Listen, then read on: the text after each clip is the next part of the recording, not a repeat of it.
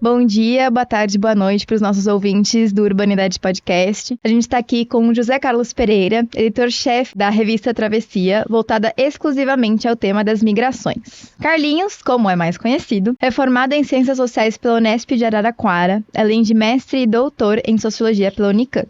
Ele também coordena o grupo de estudos CEM Labur, uma parceria entre o Centro de Estudos Migratórios e o Laboratório de Geografia Urbana da USP. Carlinhos também coordena o Diálogos do CEM, evento que ocorre mensalmente no Complexo Religioso Missão Paz, e que conta sempre com uma pessoa convidada para debater o tema das migrações. Oi, Carlinhos. Oi, Sofia, tudo bem? Oi, Caio. Oi também aí para os ouvintes desse podcast do Urbanidades. Perfeito, muito obrigada por estar aqui hoje. No nosso episódio, a gente vai tratar da revista Travessia, a revista do migrante. Essa entrevista nasce da minha pesquisa de iniciação científica, análise da produção científica sobre fluxos migratórios no Brasil, um balanço bibliográfico a partir do Urban Data Brasil, realizada entre setembro de 2024 e agosto de 2025 esse ano, financiada pelo CNPq e orientada pela professora doutora Bianca Freire Medeiros e o Dr. Caio Fernandes. A pesquisa nasce da correlação entre as ferramentas que o Urban Data Brasil proporciona para estudar o Brasil urbano e meu interesse no estudo de fluxos migratórios e populacionais. A gente está aqui com o próprio Caio Fernandes, meu co-orientador, geógrafo, pesquisador do MTTM e do SEBRAP.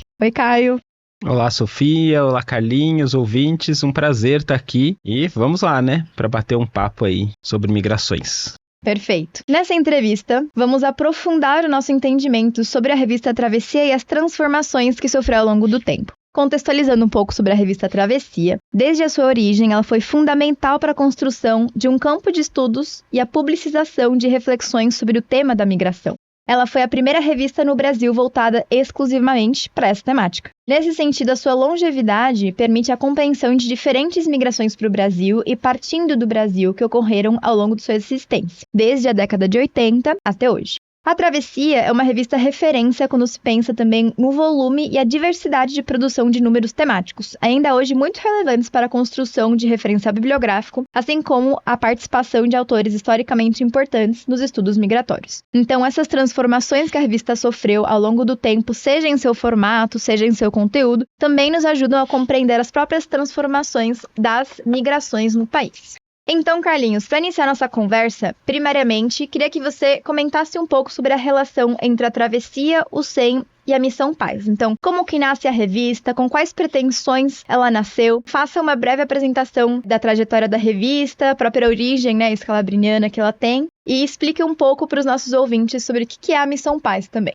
Então, a revista Travessia, editada pelo Centro de Estudos Migratórios da Missão Paz, aqui de São Paulo, ela tem uma origem, na verdade, no final do século XIX para o início do XX. Eu remeto essa origem lá, né? Porque ela é vinculada à Missão Paz, que é vinculada, por sua vez, à Congregação dos Padres e das Irmãs Scalabrinianas. Este nome, Scalabrinianos e Scalabrinianas, é devido, na verdade, ao sobrenome do João Battista Scalabrini, que foi um bispo italiano que viveu de meados do século XIX até o iniciozinho do século XX, na província de Piacenza, na Itália. Neste período de meados do século XIX, a Europa como um todo passava por um momento de grandes turbulências políticas, econômicas, culturais e religiosas também, decorrentes do processo de modernidade, ainda no caldo das revoluções francesas e inglesas.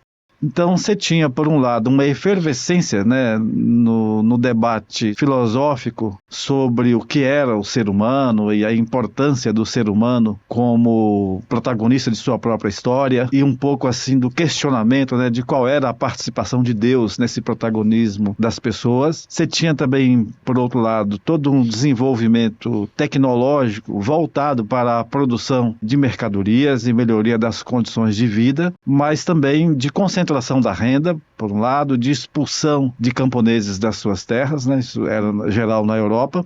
E nisso também você tinha um crescimento de conflitos armados em toda a Europa, né? De guerras na Europa. Muitos países ainda ali lutando para o seu reconhecimento como estados independentes. Além dessas guerras entre países, você tinha muitos conflitos internos dentro desses países, e a Itália era um desses países, né, que vinha num processo de reconhecimento do Estado italiano. numa briga com outros países, mas também numa briga com a própria Igreja Católica, né, para se tornar ali um Estado autônomo ou um Estado laico, como se diz hoje. E você tinha também, no meio disso tudo que eu estou dizendo, um processo de expulsão das pessoas de áreas rurais para áreas urbanas. E é nesse contexto, então, que o João Battista Scalabrini, bispo de Piacenza, na Itália, ele vai fazer missões de visitas populares, né, em áreas rurais e percebe que muitas comunidades rurais estão vazias. As pessoas não estavam lá, as casas estavam, mas as pessoas não estavam. E ele pergunta, então, para aqueles moradores que ficaram ali, em geral pessoas idosas ou algumas mulheres, cadê as pessoas daqui? E elas dizem, eles foram embora. Mas foram embora para onde? Foram embora para um lugar chamado América, e não sabia dizer, só sabia um lugar chamado América. E ele então percebe que essa é uma situação tanto que recorrente em várias outras regiões da Itália, e ele escreve para o Papa, ele diz, olha, as pessoas estão indo embora e nós precisamos fazer alguma coisa. E nesse contexto todo, havia na Igreja Católica um grupo de bispos e de cardeais e também de padres que tinham um pensamento muito dogmático em relação à religião e à fé. E falavam, não, eles estão indo embora porque eles abandonaram a religião. Havia também um outro grupo menor de padres, bispos e cardeais que diziam, não, eles estão indo embora porque isso é uma consequência do processo de desenvolvimento científico e tecnológico que produz conhecimentos e melhora um pouco aí a produção de bens materiais, mas exclui essas pessoas e elas estão indo embora porque elas não querem morrer de fome, não vão morrer de fome. Então se trava ali uma disputa, né, dentro da própria igreja sobre isso, mas o Scalabrini ele é tocado por essa realidade porque atinge em cheio a diocese dele e ele então propõe ao Papa criação de um trabalho missionário que pudesse acompanhar esses migrantes que estavam saindo da Itália. Ele vai, então, visitar alguns portos italianos e aí encontra essas pessoas saindo, embarcando nos navios, sem saber para onde que iam, mas fugindo desse contexto de guerras, de fome e de pobreza que reinava em vários países da Europa, especialmente na Itália e especialmente nas áreas rurais. Então, quando ele percebe que eles estão saindo, ele vê isso e propõe a formação de um grupo que acompanhe esses migrantes. E esse grupo, inicialmente, ele não era formado por sacerdotes, era formado por pessoas que a igreja chama de leigos, ou que não são sacerdotes. Mais tarde, então, entram padres e freiras que acompanham esses migrantes para a América. E aí, o que era essa América? Era os Estados Unidos, o Canadá, a Argentina, o Brasil, o Peru, a Colômbia, o Chile. Essas eram as Américas. Só que eles, então, esses sacerdotes, acabaram descobrindo. Mas muitos desses migrantes não sabiam que eram esses lugares. Você tinha migrantes que chegavam aqui no Brasil e imaginavam que estavam chegando no Canadá ou nos Estados Unidos. E a mesma coisa lá. Você tinha gente que chegava lá nos Estados Unidos ou Canadá e imaginava que estava chegando na Argentina. Então, eles não sabiam. Era uma coisa muito desorganizada do ponto de vista das empresas que faziam esses traslados de pessoas, e também era uma coisa muito desorganizada do ponto de vista dos estados envolvidos, seja o recém-estado brasileiro formado, né, a recém-república a partir de 1989, e o Estado italiano que estava se formando, era uma bagunça aquilo tudo lá. Então essas pessoas saíam sem ter, né, noção de para onde estava indo, mas a única noção que tinham era que estavam salvando a própria pele desse contexto todo de guerras, de pobreza, de perda, né, das suas condições materiais de sobrevivência. E aí então esses migrantes, os que vêm aqui para a América do Sul, sobretudo para o Brasil e para a Argentina, quando chegam aqui também não tem nada para recebê-los. O que se tem aí, na verdade, são as fazendas, né, de café, sobretudo no estado de São Paulo, ou os projetos de colonização na região sul, Rio Grande do Sul, Santa Catarina e Paraná, ou uma colonização, se é que se pode usar esse nome de colonização, no estado do Espírito Santo e no sul de Minas Gerais. Então você tinha isso daí. Mas muito desorganizado, né? E nos outros países latino-americanos, você tinha projetos de colonização, entre aspas, semelhantes a esses aí. Digamos que no caso brasileiro, para a região sul, você tinha um esboço do que a gente pode chamar um projeto de colonização. Então essas pessoas vinham e de imediato elas tinham um pedaço de terra, ganhavam um pedaço de terra para poder trabalhar. No caso do estado de São Paulo, não pode falar em colonização, porque aqui você tinha uma disputa maior pela propriedade da terra. Então, assim, o capital agrário aqui, personificado nos grandes produtores de café, vai dar terra para eles, e quem vai colher o meu café? Né? Então não dá. E aí você tinha também nesse contexto, por um lado ali, a abolição formal da escravatura. Então eles falam, então, se está abolindo a escravidão, eu não posso usar o negro. Se bem que usavam ainda, né? Porque aboliu a escravidão, mas as condições de vida para os negros continuaram as mesmas. Então, para onde que eles iam? Não tinham terra para ir. Aboliu a escravidão, mas antes de abolir a escravidão, se impediu que eles tivessem acesso à posse da terra ou à propriedade da terra. Só podia ter acesso quem tinha dinheiro para comprar. E aí, então, uma boa parte desses migrantes era utilizada no trabalho de colheita de café ou de plantio de café nas fazendas em São Paulo, em condições de trabalho semelhantes à dos escravos. Eles não podiam ser proprietários de terra ou poceiros de terra como eram aqueles que foram para a região sul ou para os outros estados, ou que foram para o Espírito Santo, estado do Espírito Santo, ou para o sul de Minas Gerais. Você tinha esboços de colonização. E aí as condições de trabalho desses imigrantes nas fazendas de café, elas eram semelhantes às condições de vida deles na Itália. A diferença é que aqui você não tinha guerras, né? Mas a condição de vida era semelhante. E o Scalabrini, o João Batista Scalabrini, que foi um dos protagonistas nesse processo, ele vem visitar em locos. Aí ele fala, eu preciso ir lá ver como é que eles estão. E num primeiro momento, a preocupação maior dele, nem tanto era assim na condição social desses imigrantes, era ver se a igreja no Brasil estava dando apoio religioso para eles, um trabalho de evangelização. Essa era a preocupação de fundo dele. Mas quando ele chega e vê que as condições de trabalho são extremamente degradantes, ele fala, não, isso não pode. Tem que fazer alguma coisa a mais do que celebrar a palavra de Deus com eles. Tem que organizá-los em cooperativas, em associações, tem que ver alguma coisa, não pode ficar assim.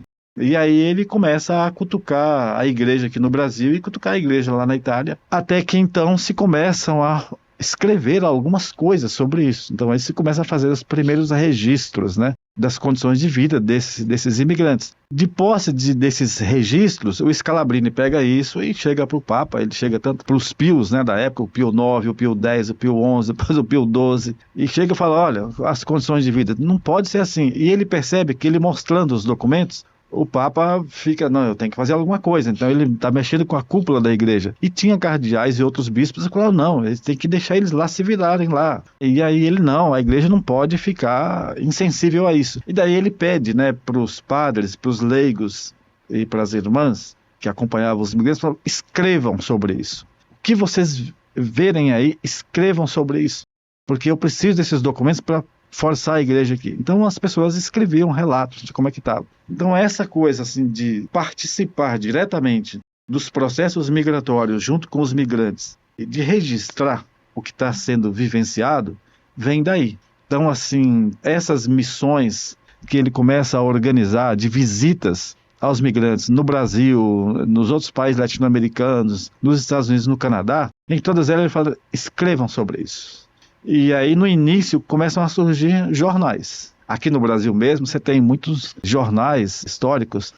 Lá no Centro de Estudos Migratórios, na Biblioteca do CEM, tem jornais desse período, inclusive de italianos que eram favoráveis a Mussolini e que eram imigrantes, escreviam um jornal aqui defendendo as políticas de Mussolini. Italianos que eram contra o Mussolini, que eram anarquistas, lá tem os dois jornais, o dos anarquistas e o dos que eram favoráveis a Mussolini. E tinha também os outros que não conseguiam se organizar para escrever jornais, mas que eram visitados. E aí eram visitados e as pessoas entrevistavam, lá tem relatos deles também, fotografias e tal. Bom, aqui eu vou dar um salto, né, pra gente chegar na travessia, porque eu fui lá longe, na raiz, aí tô dando um salto agora. Esse trabalho se ramifica, né, por muitos países e aí outros continentes, como o continente africano e a Ásia, e daí os outros padres, irmãs, bispos que vêm sucedendo o Scalabrini falam, olha, agora a gente precisa envolver outras instituições sociais. E para envolver outras instituições sociais, precisamos organizar isso melhor. Precisamos ter o nosso jornal. E aí eles criam boletins, criam jornais. E no caso aqui das missões escalabrinianas em São Paulo, eles criam vários boletins. Então, boletins nós outros, pensando nos imigrantes latino-americanos que circulavam pela América Latina, mas especialmente em São Paulo. Então, o Nós Outros hoje não é mais publicado, mas a coleção está toda lá no SEI. Brava Gente, que eram de italianos que não conseguiam fazer o jornal deles, mas os padres, os leigos, as irmãs iam lá, entrevistavam, publicavam aí também. Hoje não circula mais, mas está lá a coleção. Tem um outro boletim que é SPM Informa, que aí já é mais amplo. SPM é Serviço Pastoral dos Migrantes, Informa. Aí já pegam não só os imigrantes italianos, mas europeus de outros países, como os alemães, os poloneses, e pegam os latino-americanos e pegam também os migrantes brasileiros internos. Então ele já amplia. De modo que então vão se criando esses boletins, esses jornais, um pouco para dialogar com essas comunidades de imigrantes que estão se organizando neste processo, mas também para dialogar com o poder público, dialogar com as universidades, dialogar com a própria Conferência Nacional dos Bispos do Brasil, seguindo aquela velha orientação do Scalabrini: documenta, registra, porque você vai ter subsídio para discutir isso no âmbito político, no âmbito religioso e também como uma memória, né, nesse processo. E no caso da revista Travessia, então, quando a gente chega na década de 80, com esses boletins todos, alguns padres e irmãs, freiras, né, seminaristas e outros leigos, que estão acompanhando os migrantes, eles são muito tocados pela cruel realidade urbana aqui da capital, de São Paulo, por um lado, e também um pouco do interior. Eu já chego no interior. No que diz respeito à realidade urbana de São Paulo, então o que eles percebem é o seguinte: muitos desses imigrantes históricos europeus que chegaram e que de algum modo se assentaram na região do Brás, ou da Moca, ou outros que foram mais para as franjas da cidade de São Paulo, para as periferias, tipo ali Zona Leste ou aqui região de Osasco, que de algum modo essa imigração se assentou. Ela ainda está lutando por espaços, mas ela se assentou, ela conseguiu inclusive construir instituições, seja na área política ou na área cultural, com capacidade de ela mesma andar com as próprias pernas. Mas os imigrantes latino-americanos que estão chegando das ditaduras latino-americanas, no Peru, da Argentina, do Chile, do Paraguai, do Uruguai, e os migrantes internos brasileiros, que ainda estão no rescaldo do êxodo rural das décadas de 50 e 60, esses foram para a extrema periferia de São Paulo e estão lá praticamente abandonados. Década de 80 eles percebem isso, e junto com pesquisadores, sobretudo aqui da USP, da Geografia, da Sociologia, alguns da PUC daqui de São Paulo também, eles começam a visitar esses migrantes, e aí esses pesquisadores falam: olha, tem esses boletins, mas a gente precisa sensibilizar a universidade, a academia. Não só para construir uma agenda de pesquisa, que essa agenda está sendo construída, mas também uma agenda capaz de ter uma incidência política. Então você tem um apoio aí, nesse período, início da década de 80, muito forte de pesquisadores. E alguns padres e irmãs também, eles vieram fazer faculdade. Então você começa a ter aí uma articulação mais intensa e com mais capacidade de incidência política. E até alguns professores, na época que o professor José de Souza Martins, que era do SEBRAP, uma geógrafa, vou me lembrar aqui o nome dela, a Expósito, não sei se ela era do SEBRAP, mas ela era geógrafa, estava no grupo, e eles falaram: a gente vamos intensificar o diálogo com a universidade para aumentar essa capacidade de incidência política e tentar fazer alguma coisa para esse pessoal que está na margem da cidade, né? De tentar levar saneamento básico para esse pessoal, água encanada, linha de ônibus. Não tinha, imagina, as pessoas vinham cavalo lá dos fundões lá de Guaianazes até o centro da cidade, outros vinham a pé e tal. Ou o extremo oeste aqui para os lados da paróquia Nossa Senhora Maria Monforte, que fica quase chegando em Jundiaí. E aí então eles pensam: vamos fazer uma revista que possa ter esse diálogo com a universidade, mas manter um diálogo com o poder público, manter um diálogo com os próprios migrantes, para não largar os jornaizinhos deles, tal.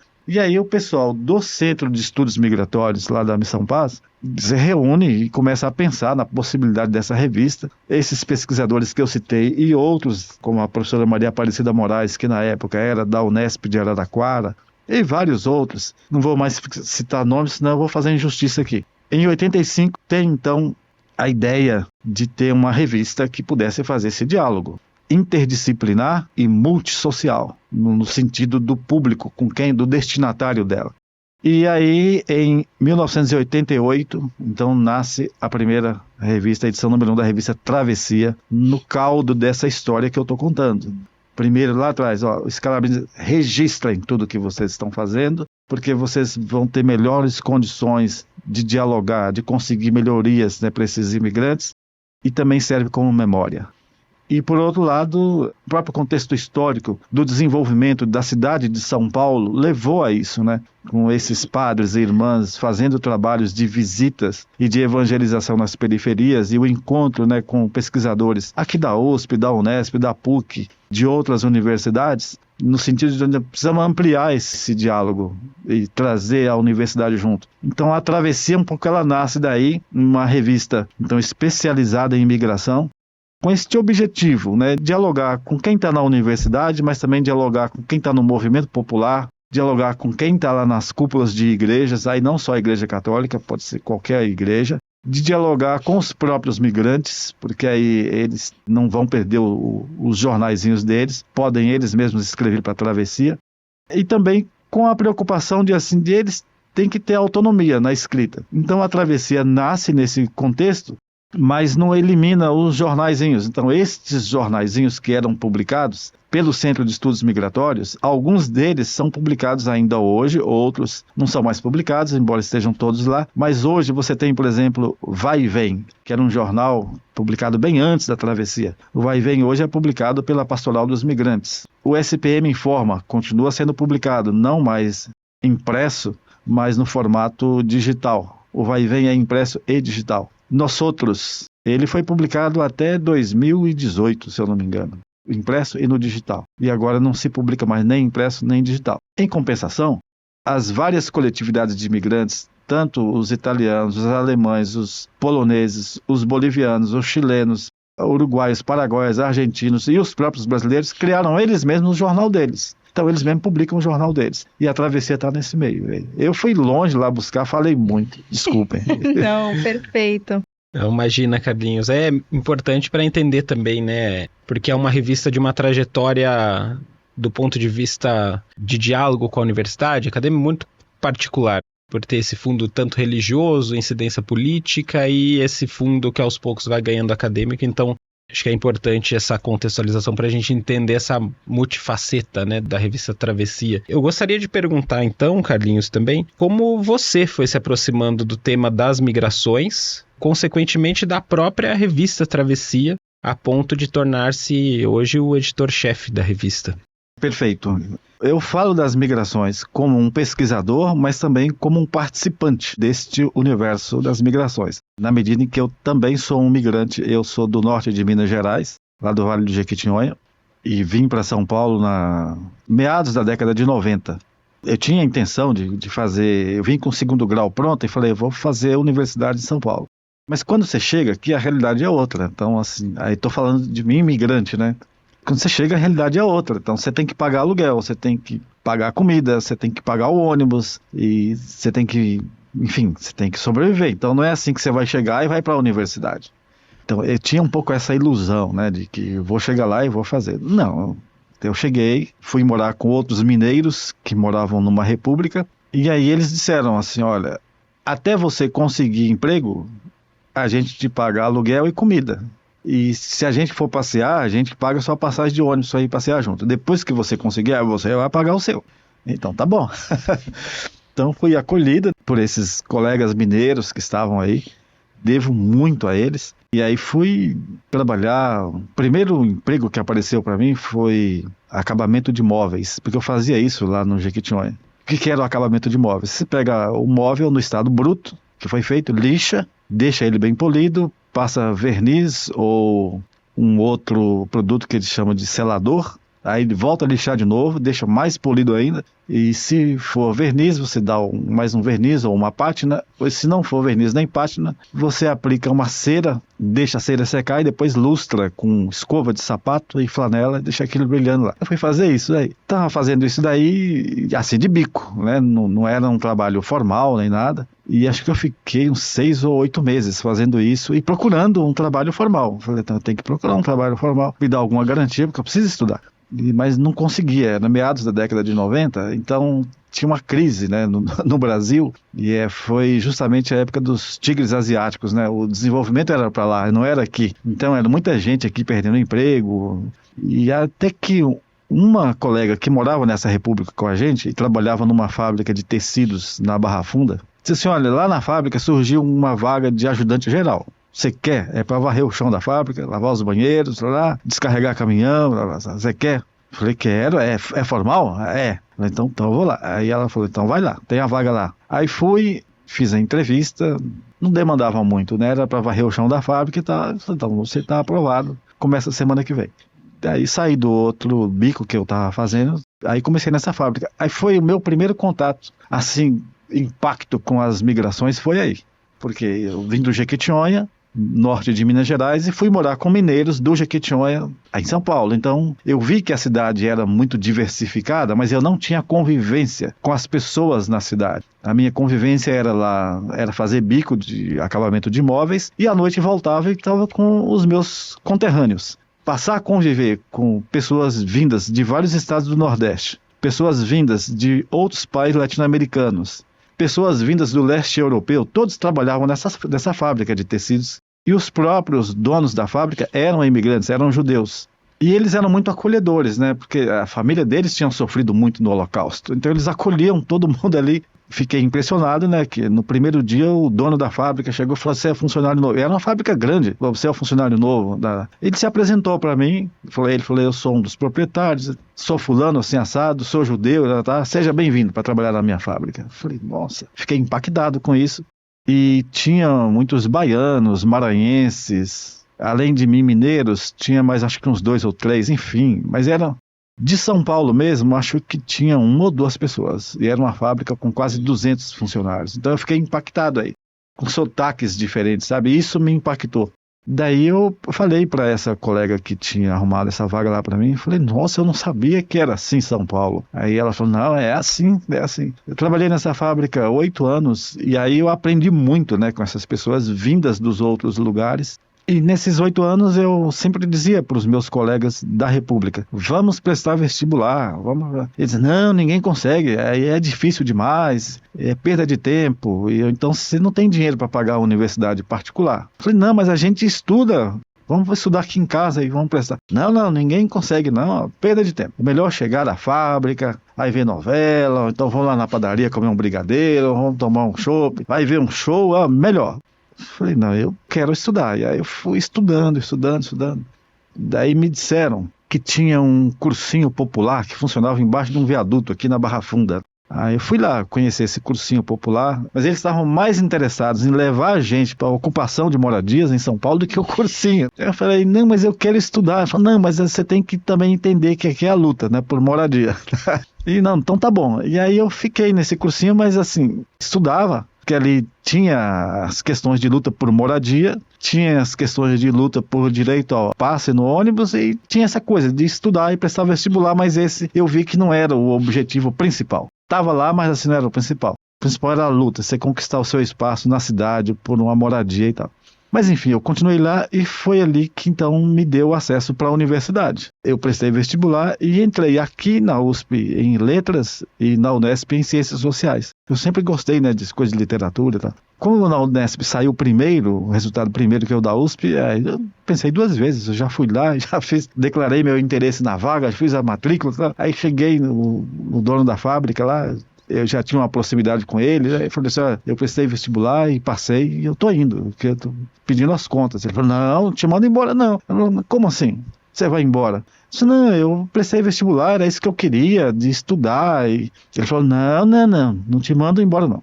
Você pode fazer a universidade e trabalhar aqui. Eu falei, mas é lá em Araraquara. Aí ele falou, não, mas você não pode prestar aqui também? Eu falei, eu prestei aqui na USP também, mas não saiu ainda o resultado e eu não sei se eu passo, né? Ele falou, não, se você não passar na USP, eu te pago na PUC, você vai fazer a PUC. Falei, puxa vida, né, e agora? Aí fui conversar com os meus amigos, né, e eles disseram, se não sair na USP para você, e ele pagar na PUC, mas botar na sua carteira de trabalho, aí você fica, porque se ele fala, eu te pago a PUC, aí dá uma crise, aí ele fala, deu crise, esse mês não tem dinheiro, e a PUC é caro. Fala para ele, se ele põe na carteira. Aí falei com ele, ele falou, não, na carteira eu não ponho não, eu te pago, mas sem colocar na carteira. Falei, não, então eu vou ficar na Unesp mesmo, é uma garantida. E fui. Daí, quando eu estava na Unesp, saiu aqui na USP. Eu entrei em letras aqui. Aí eu falei, pô, mas eu já dei baixa lá na fábrica, já estou aqui. Estou na moradia estudantil aqui. E tinha conhecido lá a professora Darlene, que era da área de geografia, e o professor Jorge Miglioli, que era da sociologia. E aí eles falaram, não, a Darlene falou, não, você fica aqui comigo, se você quiser tem projeto de iniciação científica. E o Jorge Miglioli, ele não falou iniciação científica, ele falou, não, fica aí que nós vamos conseguir uma bolsa para você de assistência ao estudante carente. Fiquei lá, mas aí fui para a iniciação científica com a Darlene, fiz pesquisa na área de geografia agrária, aí entrei de novo em contato com imigrantes na luta pela terra, no interior do estado de São Paulo, e foi aí então que um amigo meu, que era da Pastoral dos Imigrantes, veio para um encontro da Pastoral do Imigrante aqui, ele falou, olha, eu estou no encontro da Pastoral do Imigrante, venha me visitar. E eu vim visitá-la, nessa época eu já morava em Araraquara, tinha mudado, vim visitá-la aqui em São Paulo. Aí ele me apresentou o pessoal da Pastoral do Migrante, então conhecia os migrantes, mas não sabia que tinha um trabalho organizado com eles. Aí me apresentou, eu fiquei conhecendo o Dirceu Cuti, que era na época o editor da revista Travessia, fiquei conhecendo a Vanderluce, que tinha trabalhado no Centro de Estudos Migratórios e na época fazia o mestrado em Geografia aqui na USP. Fiquei conhecendo várias pessoas aqui, o Dieter, o Carlão, que eram também da Geografia e tal. E aí entrei em contato com eles aí nesse período, e sempre que tinha encontros que eles faziam aqui, eu vinha participar. E quando eu já estava no mestrado em Sociologia, o Dirceu, que era o editor da Travessia, me convidou para ser uma espécie de estagiário no Conselho Editorial da Travessia. Falei assim, você não vai lá para assistir às reuniões do Comitê Editorial da Travessia? E aí eu vim, participei de várias reuniões, vi como é que funcionava. Quando eu entrei no doutorado, ele me chama de mineiro, né? Falou, mineiro, eu estou me aposentando, preciso de alguém que assuma a Travessia. A gente estava pensando de você fazer isso, porque você tem uma trajetória que lida com o movimento popular, que lida com a pastoral, e que lida com quem está na universidade. Um pouco a Travessia tem esse perfil histórico. Você não quer e tal? Aí falei, vamos conversar disso, vamos pensar. Enfim, foi por aí que eu cheguei na Travessia. Antes eu participei de várias reuniões com eles, e até que uma noite lá, aí foram o Dirceu, o padre Antenolio e o padre Paolo foram em casa. Aí eu estava morando aqui em São Paulo, foram lá e disseram, você tem que ir para a Travessia. E aí eu fui para a Travessia. É um desafio enorme, né? Porque uma revista tem essa trajetória que ela tem, peso que ela tem de relações com as pessoas, esse cuidado que precisa ter na relação com as pessoas e também cuidado com a questão da academia. E são mundos que dialogam, mas também se afastam muito. Então foi um desafio que eu aceitei, também um presente, um desafio e um presente ao mesmo tempo, porque eu tenho aprendido muito aí. Foi assim que eu cheguei na Travessia. O Urbanidades é apenas uma das iniciativas do Urban Data Brasil, banco de dados bibliográfico sobre o urbano brasileiro. Em nosso site você encontra milhares de referências classificadas, textos digitalizados para download gratuito e pode registrar trabalhos de sua autoria. Visite urbandatabrasil.fefeleste.usp.br e siga também nossa página no Facebook.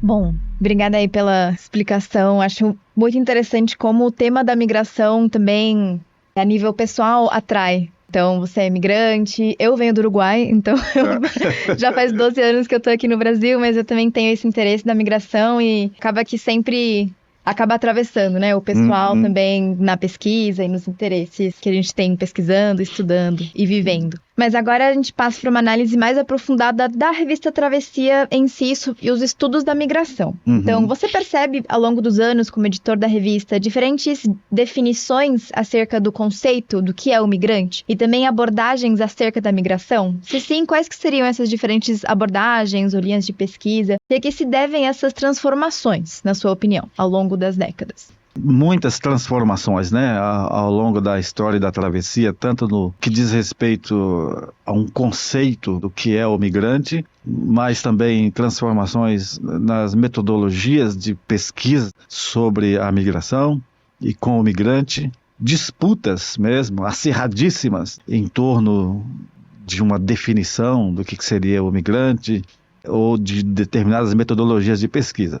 Eu acho que já no número 1, essa problemática toda já está posta, sobretudo no artigo do professor José de Souza Martins, no aspecto político, teórico, conceitual e metodológico. Então, naquele artigo dele do número 1, Migrante, Problema para Quem? Não há uma definição, né, do que é o migrante, mas há uma provocação do ponto de vista metodológico. O que é a migração e o que a gente faz com o migrante, né? E o que o migrante faz com nós. Então, por um lado está posto ali. Por outro, você veja também que já na edição número 1, você vai ter um artigo da professora Maria Aparecida Moraes sobre a migração de mulheres. Então hoje tem essa temática de gênero e imigração. Está posta lá na edição 1 da Travessia, não necessariamente com as categorias que são colocadas hoje, como gênero e imigração, mas ela já está falando ali de mulheres operárias, camponesas que se tornaram operárias em São Paulo. Está posto ali não necessariamente como gênero, que depois, aquele artigo, ela já arranha algumas coisas também em relação ao gênero, não só em relação à questão laboral, né, do trabalho. Também você vai ter lá artigos abordando a imigração latino-americana, aqui em São Paulo, mas a própria migração interna, né, nos países latino-americanos, na Bolívia, né, tem um artigo lá, no Paraguai, e tem lá alguns relatos também de pessoas que estão nos movimentos populares. Então, assim, acho que já nessa edição número 1, eu acho que ela nos dá uma espécie de mosaico dessas potencialidades históricas, teóricas, metodológicas e políticas da migração como um fenômeno social e do migrante como um protagonista deste fenômeno. Não há ali uma preocupação na definição de quem é o migrante. Há uma preocupação tanto teórica quanto política e metodológica. O que a gente faz com isso? Essa é uma realidade que está aí. Que o Martins acerta muito bem, dizer, a migração não é um problema para o imigrante ou para o migrante, seja ele internacional ou seja ele nacional interno. É uma solução para ele.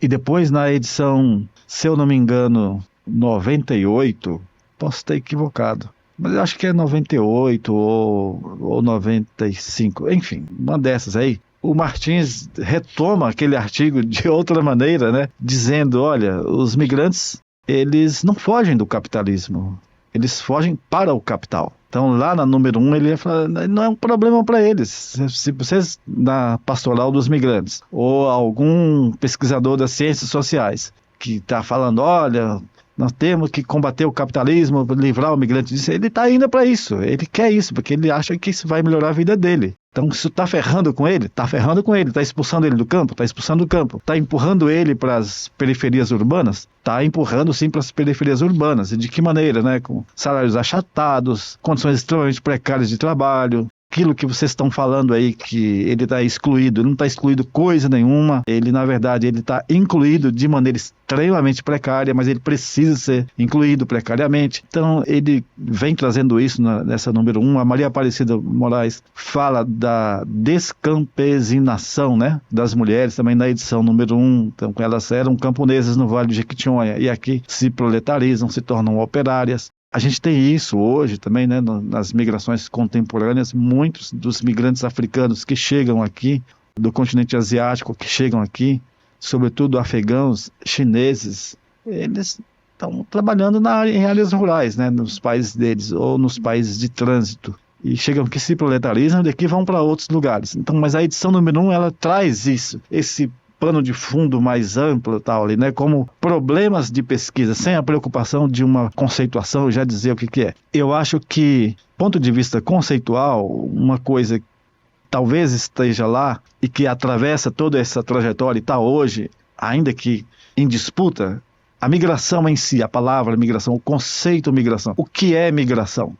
Eu acho que isso está lá, há uma tentativa, né, assim, de não necessariamente assim de desnudar o que é a migração, mas nas entrelinhas dos textos se percebe então a migração ali então como um fenômeno social que diz respeito ao deslocamento de pessoas dentro do seu próprio país ou de um país para outro, de maneira muitas vezes involuntária, essas pessoas são expulsas das áreas rurais ou são expulsas de uma área urbana para outra área urbana pelo avanço do capitalismo agrário com monocultivos, ou então nas áreas urbanas com o processo de encarecimento do solo urbano. E aí essas pessoas não têm condições de pagar aluguel ou de comprar um imóvel, mas nas regiões próximas ao centro são empurradas para as periferias. Isso tudo implica numa migração, numa espécie de mobilidade, mas numa migração efetivamente.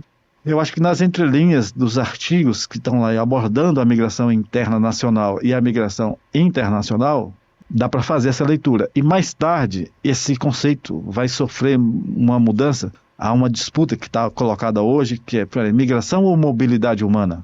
Como é que a gente chama isso? Então, do ponto de vista metodológico, ao longo da trajetória, então, assim, se eu chamar migração, metodologicamente, como é que eu estudo? Por exemplo, uma pessoa que saiu do Vale do Jequitinhonha, veio para São Paulo e não retornou ao Jequitinhonha. De São Paulo ele foi para Rondônia. Aí de Rondônia ele foi para Campo Grande. De Campo Grande voltou para Ribeirão Preto. De Ribeirão Preto ele foi para Lisboa. De Lisboa ele foi para Pequim. De Pequim ele foi para Boston, nos Estados Unidos. Aí retornou ao Jequitinhonha e do Jequitinhonha ele foi para Belo Horizonte. Eu chamo isso de imigração? Que nome que eu dou para isso? Eu chamo de mobilidade humana. Seria uma migração permanente, ou alguns chamam de circularidade migratória. Não chamo nem de mobilidade humana, nem de migração, mas de circularidade migratória. Como é que eu vou chamar isso? E conceitualmente e metodologicamente, como é que eu trabalho com isso? Então eu acho que nas primeiras edições da revista Travessia, nas entrelinhas dos artigos, embora toda essa problemática metodológica esteja colocada, conceitualmente havia um esforço nas entrelinhas de ler isso como migração, inclusive migração interna, migração temporária, migração urbana, migração internacional. Você vai encontrar essas categorias lá. E que eu acho que, se você olhar numa perspectiva histórica, ela atendia, sim, muito bem, a uma certa concepção histórica que se tinha das migrações naquele período. Então, se falava, no caso dos migrantes nacionais internos, se falava de migrantes urbanos. Quem eram esses migrantes urbanos? Era o pessoal que saiu do norte do Paraná e que veio trabalhar na construção civil em São Paulo. É o pessoal que saiu do Maranhão, ou do Ceará, ou do norte de Minas e veio para a construção civil em São Paulo, no Rio de Janeiro. Esse é o migrante urbano.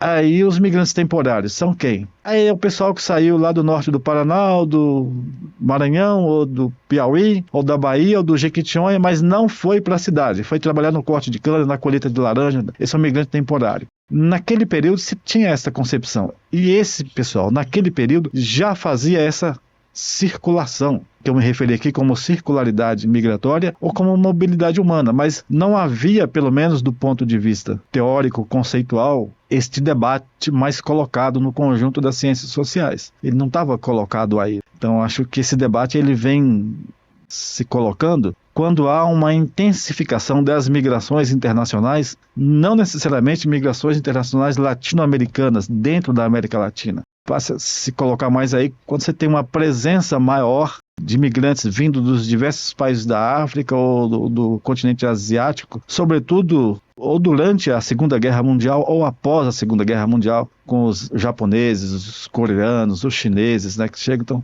não, peraí, esse pessoal não posso chamar de imigrante temporário, não posso chamar de imigrante urbano, não posso chamar simplesmente de imigrante internacional, mas é o contexto que ele veio. Então ele não veio necessariamente para ficar aqui. Então assim começou uma preocupação, mas isso não aparece assim de vez na revista Travessia. Acho que pelo menos nessas primeiras edições. O que vai aparecer na Travessia, um pouco dialogando com este conceito de meio que cristalizado de imigração? Eu não vou dizer que ele é cristalizado, porque ali nessas primeiras edições você percebe que há algumas aproximações com estes conceitos que mais tarde virão com mais força. Mas você tem, nessas primeiras edições, um esforço teórico, metodológico, para compreender isso como migrações temporárias, migrações urbanas, migrações nacionais internas e tal. Você vai, curiosamente, perceber que há já uma percepção e uma abertura para novos conceitos vindos, falando no caso da Travessia, não necessariamente na universidade, mas de movimentos populares. Então, nos relatos da Travessia, você vai perceber isso. Há uma charge de um cartunista chamado Campos. Eu não sei qual é o nome formal dele, estou chamando de Campos porque ele assina como Campos, em que ele desenha o mapa do Brasil e vários homens e mulheres circulando o mapa do Brasil, e assim com as plaquinhas. Serviço aqui não acho, trabalho lá não acho, e eles circulando, procurando. Então aí você vê isso na travessia. Logo na sequência começa a haver uns debates a respeito do livro do Galdemar, né, do Jean Paul de Galdemar, Mobilidade do Trabalho. Veja que apareceu com mobilidade aí. Não é mobilidade humana, né, como mais tarde vem aparecendo, mas mobilidade do trabalho. E o Campos, que é um cartunista ligado aos movimentos populares, ele, sobretudo aos movimentos de luta por moradia e alguns movimentos anarquistas, ele já colocou um mapinha lá, trabalho aqui não acho, ali não acho, e os migrantes circulando. Aí, você começa a perceber, então, em alguns textos, já começa a falar assim, olha, não, mas ele não é um migrante só temporário, assim, no sentido de que ele saiu do sul do Maranhão e veio cortar cana e voltou para o sul do Maranhão. Uma migração temporária, né? Nesse sentido. Não, ele tá indo daqui, ele está indo para derrubada de mato lá em Rondônia.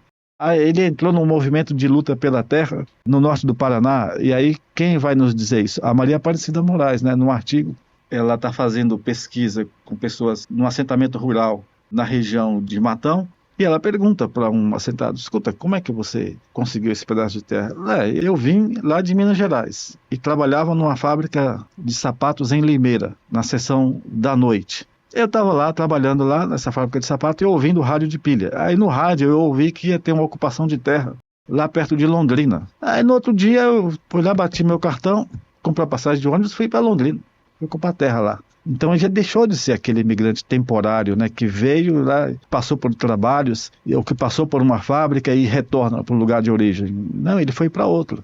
E depois alguns outros pesquisadores foram colocando isso também. Então, um pouco que a mudança, né, em termos de conceitos, né, na travessia, eu acho que vai também um pouco do próprio processo aí de transformação do trabalho no Brasil, da própria migração em si, sobretudo a partir de meados da década de 90, em que se começa a ter uma presença migratória de pessoas vindas de outros continentes que não apenas o latino-americano, mais forte no Brasil, especialmente em São Paulo, né? Uma vitrine disso. Não que São Paulo seja exclusividade, você tem processos migratórios. Neste mesmo período que eu estou narrando aqui, fortes, você tem em Rondônia, né? Então, e o pessoal ligados aos centros de estudos estão acompanhando lá em Rondônia, você tem em Manaus, você tem no Ceará, no Maranhão, na Bahia, em Minas Gerais, enfim. Mas é que São Paulo seria uma espécie de grande centro nevrálgico disso tudo, né? Então, nesse contexto de transformações próprias dos migrantes nesses processos migratórios, e com a contribuição desses militantes de luta pela caminhada, desses artistas, com esse cartunista que eu citei, e de pesquisadores que estão um pouco mais sensibilizados e mais atentos a isso, você percebe uma modificação nos conceitos, que não fica mais só na migração temporária, mas passa a arranhar alguma coisa como mobilidade ou como circularidade, se bem que isso vai ganhar uma consistência, sobretudo a partir, né, do ano 2000 para cá. Então, acho que um pouco dessa perspectiva a gente pode dizer que você percebe essas transformações. Uma outra que eu acho que também é importante falar, e aí é mais do ponto de vista metodológico, é que, embora na edição 1, nas primeiras edições, você tenha lá relatos, né, falando sobre a experiência dos sujeitos implicados no processo migratório, portanto, das pessoas de carne e osso, mas ainda conceitualmente, teoricamente, você percebe que há uma abordagem mais da migração como um fenômeno social. E não é que eu acho que isso está equivocado, não, acho que está correto, tem lugar. Mas faltava mais uma abordagem do protagonista, sobre o protagonista do fenômeno. A abordagem em relação ao protagonista do fenômeno, ela vinha mais no relato do agente da pastoral, que foi lá e registrou, de alguém que estava fazendo uma pesquisa de campo e não chegou a escrever um artigo, mas escreveu um relato. Ou cartas dos próprios migrantes.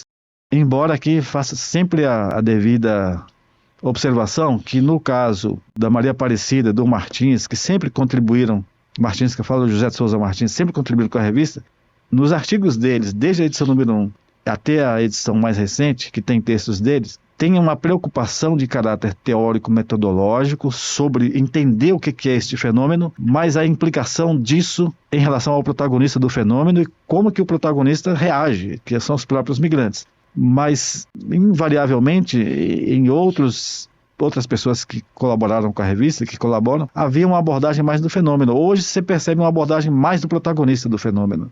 Um pouco seguindo ainda nessa linha, Carlinhos, lendo assim os números ao longo dos anos da travessia, junto com esse fenômeno, digamos, analisado do ponto de vista do trabalho, tanto do ponto de vista da expulsão pelo trabalho, da inserção no mercado de trabalho, a mobilidade para o trabalho, dá para perceber também que, a partir de um determinado momento, acho que sobretudo quando começam essas migrações internacionais, talvez um pouco mais recentes, tema da integração ou do migrante como um sujeito de direito ou não, a xenofobia, começam a aparecer também esses temas ligados de alguma maneira a como, do ponto de vista assim, em termos políticos, digamos, lidar com esse sujeito migrante, o que fazer. O tema da indocumentação era muito forte em determinado momento, ainda é uma coisa muito presente, mas isso era um tema, por exemplo, das migrações latino-americanas muito forte. Pensando junto com a pesquisa da Sofia, a gente percebeu que a partir de 2009 teve uma certa transformação tanto dessas abordagens assim mais latentes, não que elas já não tivessem presentes antes na revista,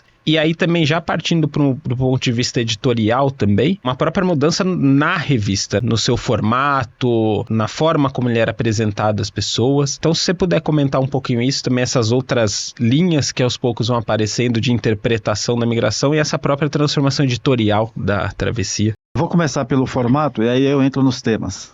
Pois bem, a congregação dos padres e das irmãs escalabrianas, hoje essa congregação está em 36 países. As irmãs têm uma revista, que é a Remu, também especializada em migração. Sobre a Remu, elas evidentemente vão falar muito melhor do que eu. Mas a Remu também inicialmente era jornaizinhos, em cada país tinha um jornal. Depois elas juntaram todos esses jornais e deu a Remu, Revista da Mobilidade Humana, naquele formato que já está ali hoje já. Que é um formato, esteticamente, você olha sempre e fala, essa é uma revista acadêmica, do ponto de vista estético.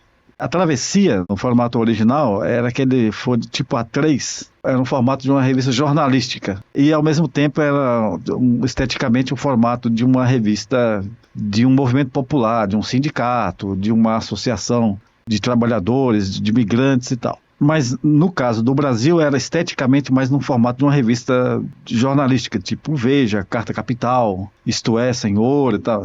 A congregação nesses países, no caso dos padres, nós temos que nos organizar também no sentido de registrar melhor esses trabalhos e as pesquisas e as nossas publicações. Então, assim, nós temos que fazer uma conversa com os centros de estudos migratórios, para ver o que eles estão fazendo e o que estão registrando. Desses 36 países, no caso da congregação dos padres escalabrianos, há centro de estudos migratórios em 7 países.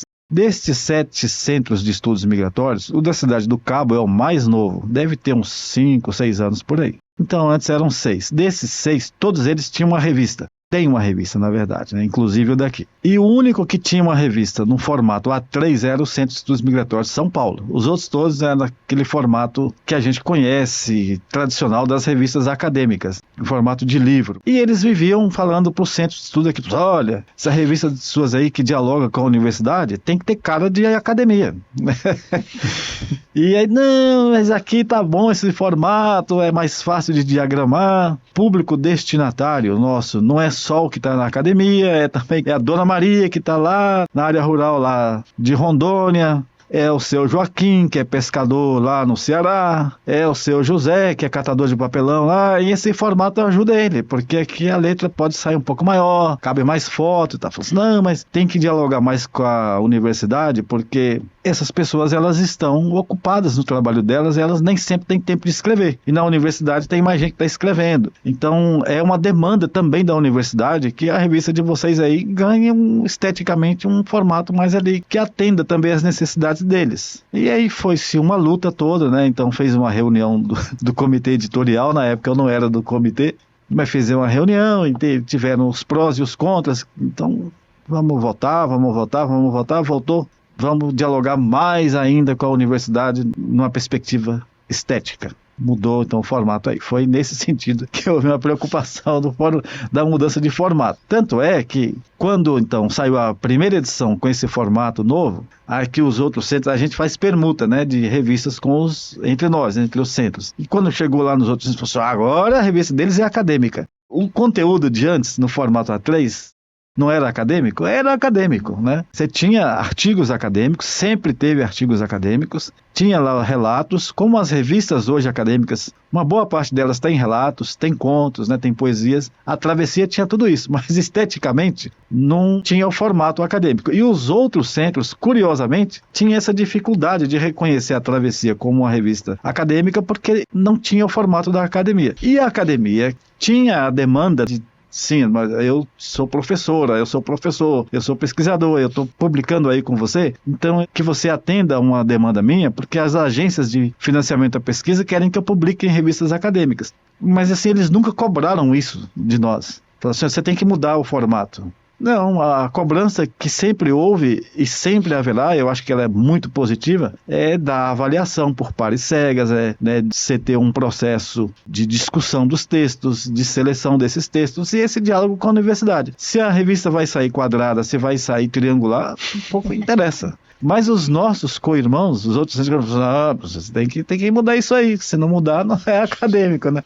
Quando a revista chegou no novo formato, agora vocês são acadêmicos. Então, assim, em relação ao conteúdo que vai ali na revista, ele se diversificou, como você tão bem apontou aí, enormemente. Porque antes você tinha, independente do formato, posso dizer isso, você tinha uma abordagem lá que ela passava mais por políticas migratórias, passava mais aí pela articulação dos próprios migrantes. Então você tinha temas como associações de migrantes, você tinha temas como urbanidades, urbanização, você tinha temas como saúde, educação, trabalho. Então eram temas que às vezes eles estavam mais voltados enquanto legenda para a realidade brasileira, mas só enquanto legenda, porque enquanto problemática social e problemática sociológica, ele estava voltado para o mundo mesmo, né? Você tinha imigrantes paraguaios, imigrantes bolivianos, você tinha imigrantes coreanos vivendo aquelas dificuldades de ter acesso à moradia, de ter acesso à educação, de ter acesso à saúde, assim como os brasileiros também tinham ali, né? Então, mas enquanto legenda, aquilo era muito forte, né? Como se fosse um tema voltado para a migração nacional interna, porque era um problema que calava mais fundo, e ainda continua calando fundo no Brasil. E não que você não tivesse esses migrantes aí, você tinha a presença deles, ela não era tão visibilizada como passou a ser visibilizada, né, sobretudo a partir do ano 2005 para cá, com uma maior presença de imigrantes africanos dos diversos países, de imigrantes do Caribe, né, de imigrantes asiáticos que passaram a ir mais para a rua, como a imigração filipina e tal. Então isso ganha uma visibilidade maior nas ruas e também ganha uma visibilidade maior enquanto legenda, na agenda de pesquisa. Aí você passa a ter temas, né, como a questão do refúgio, como você falou, da pátria e dia, mudanças climáticas, temas que muitas vezes não apareciam na legenda brasileira, mas infâncias migrantes. Passou a ter isso daí. A própria questão da educação, não como o acesso à escola, mas a educação como língua mesmo, falando, passou a ter acesso aí.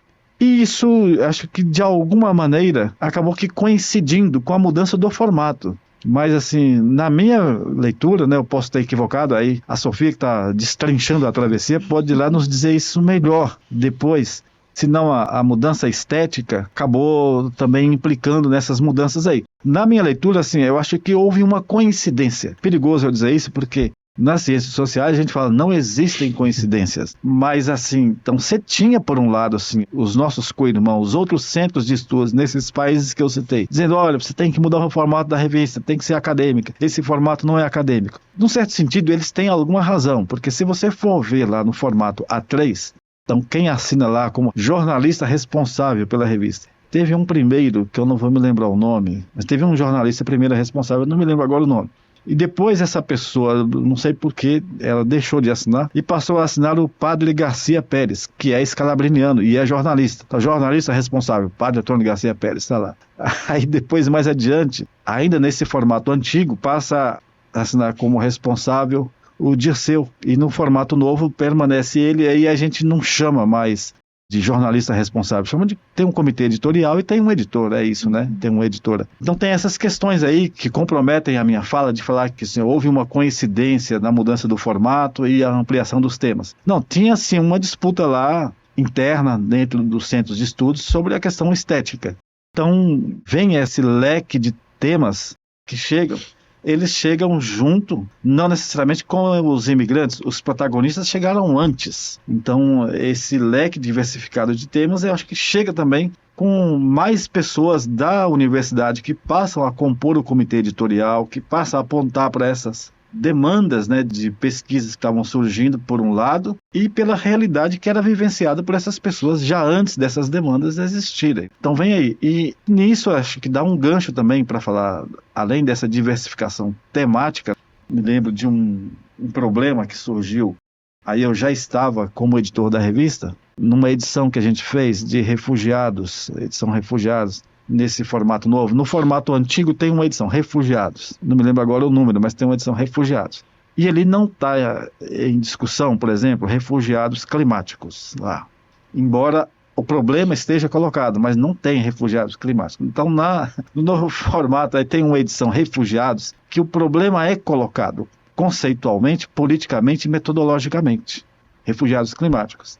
Rapidinho, Carlinhos, só para esclarecer para os nossos ouvintes, o Acnur, o Alto Comissariado das Nações Unidas para os Refugiados, que é a agência da ONU que é responsável pela, enfim. Exatamente. Então, o Acnur, devido a orientações da ONU e dos países que financiam a ONU, não trabalha com esse tema, refugiados climáticos. Para eles não existe. Né? Aí é uma questão política para eles, porque se você falar que tem refugiado climático, então e agora eu vou ter que acolher esse pessoal que está vindo aí desses lugares onde está tendo secas terríveis, inundações terríveis, e os próprios brasileiros que vêm do Nordeste ou do Centro-Oeste, que são atingidos, né, por essas mudanças do clima, que não são naturais, mas que são movidas também pela ação do homem, né, no espaço, no território.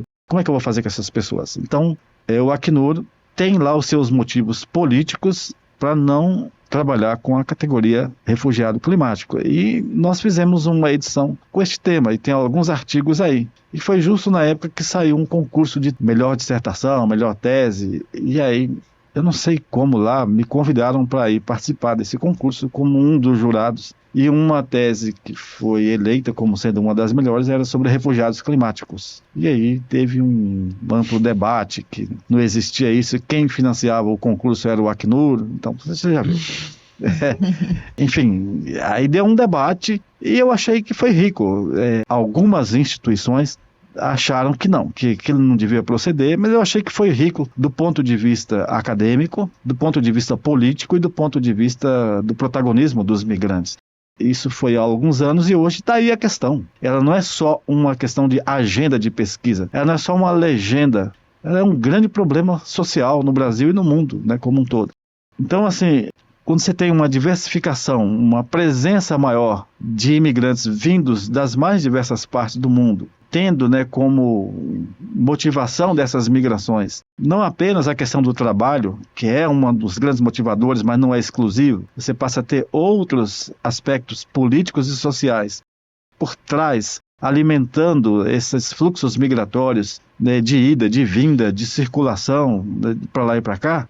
Então, quem está na universidade fazendo pesquisa, quem está trabalhando na ponta com os migrantes, sobretudo as pessoas que estão vinculadas às congregações escalabrinianas ou a outras congregações religiosas que trabalham com migrantes, porque os escalabrinianos não são exclusivos, ou a movimentos populares independentes de igreja que trabalham com migrantes, sentem isso com maior força na própria pele. Então eles trazem essas questões não necessariamente como um problema sociológico, mas como um problema político, um problema cultural, um problema social, tem que resolver. As pessoas estão lá vivenciando essas mudanças climáticas, estão vivenciando lá a violência de gênero, estão vivenciando lá a invisibilidade das crianças que estão nos processos migratórios, estão vivenciando lá as discriminações étnicas e raciais. Então, isso vai aparecendo, então, essa diversificação maior na revista Travessia, a partir, eu diria, mais da presença significativa desses grupos de imigrantes, né, nas nossas sociedades, do que necessariamente a mudança estética, embora a mudança estética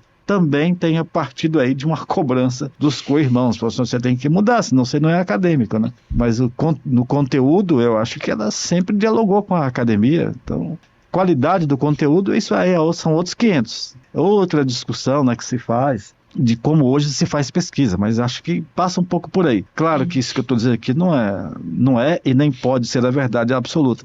É a minha percepção, né, fazendo no dia a dia da revista, que precisa ser contestada e precisa ser melhorada por vocês que são meus colegas na universidade e também pelas pessoas que não estão na universidade, mas estão lá acompanhando os migrantes e dizer para mim, olha, não, eu não estou vendo isso que você está dizendo, né? Carlinhos, a gente está chegando ao final, infelizmente. Ficaríamos aqui mais um tempão conversando sobre migrações, sobre a travessia, mas para finalizar, gostaria que você falasse como que as pessoas podem acessar a revista Travessia, se ela tem o seu conteúdo disponível online ou não. Também um convite a visitar o Centro de Estudos Migratórios e também pessoas que desejam contribuir com a revista, com artigos e de alguma forma colocar ali o seu nome nessa rica história dessa trajetória. Opa, eu que agradeço muito a você, Caio, a Sofia e a Bianca, né, responsável pelo projeto Urbanidades, por essa oportunidade de dialogar com os ouvintes aqui de vocês. E é sempre uma oportunidade muito boa da gente fazer essas reflexões e fazer uma troca mesmo dessas experiências vividas e agora narradas. Então eu agradeço muito pela oportunidade de ouro que vocês me dão aqui. A revista Travessia, Caio, Sofia e o pessoal que está ouvindo, ela está disponível no site, que é revistatravessia.com.br, totalmente gratuita lá, desde a edição número 1 até a edição mais recente, que é a 101. E agora em abril sai a edição 102. Então todas essas edições estão lá, disponibilizadas gratuitamente. Vocês podem entrar no site, baixar a revista, a edição que quiser ou o artigo que quiser, e também podem colaborar com a revista, seja escrevendo para ela artigos acadêmicos, relatos de pesquisa, entrevistas, poemas, contos também. Podem escrever, ela aceita todos esses formatos. Podem também se inscrever como pareceristas ad hoc lá na revista. Você entra no site e ele te dá a possibilidade de se inscrever como colaborador, pessoa que escreve e como pessoa que analisa os artigos. Vamos lá. Então será sempre muito bem-vindo, porque é uma oportunidade de ampliar o debate, né? E de popularizar. Acho que é esta preocupação de cada vez mais de tornar bastante acessível, democrático o acesso à informação. E essa é a preocupação do fundador da Congregação Escalabriniana. Você tem que fazer com que as pessoas falem sobre isso, é a realidade que elas estão vivenciando. É que falar sobre isso é uma maneira também de você se organizar, de você mobilizar os grupos sociais na luta por direitos. Acho que esse é também uma preocupação da revista Travessia, na questão com os direitos humanos. Então, você falar sobre isso, essa é uma preocupação da linha editorial da revista. As pessoas também podem contribuir dando ideias, né, de temas, de dossiês para a revista publicar. Agora vai sair um dossiê que é Insegurança Alimentar e Imigração, agora em abril, e nós temos aí previsto para sair em agosto, setembro, o dossiê Mudanças Climáticas e Imigração, e é assim que você pode achar Travessia. Também o Centro de Estudos Migratórios está aberto à visitação, há uma biblioteca especializada em imigração, que as pessoas podem pesquisar ali, ou conhecer diversos outros projetos, como a Casa do Migrante, o Centro de Pastoral e Mediação dos Migrantes, o próprio auditório lá da Missão Paz é aberto para atividades artísticas e culturais com migrantes. Enfim, ali você tem um contato, eu diria, com o universo das migrações comprimido em potencial máximo. Você chega lá, tem gente de tudo quanto é canto do mundo. É isso. Bom, perfeito. Muito obrigada, Carlinhos e Caio, pela participação e também a gente conseguir contextualizar e entender cada vez mais a revista Travessia tão importante, com um legado fundamental para compreender a migração no Brasil e também na América Latina. Bom, assim a gente se despede do episódio de hoje. Só alguns avisos também em relação ao Urbandata Brasil. A gente tem um site www.urbandatabrasil.fflash.com.br, o Instagram @urbanidadespodcast, o Twitter @UrbanidatesFM. A gente também agora tá no YouTube Music, como Urbanidades Podcast. Então, por fim, comentem pelo Spotify e o YouTube o que vocês acharam do episódio. Muito obrigada, audiência, por ficar até aqui. Espero que tenham gostado e até mais.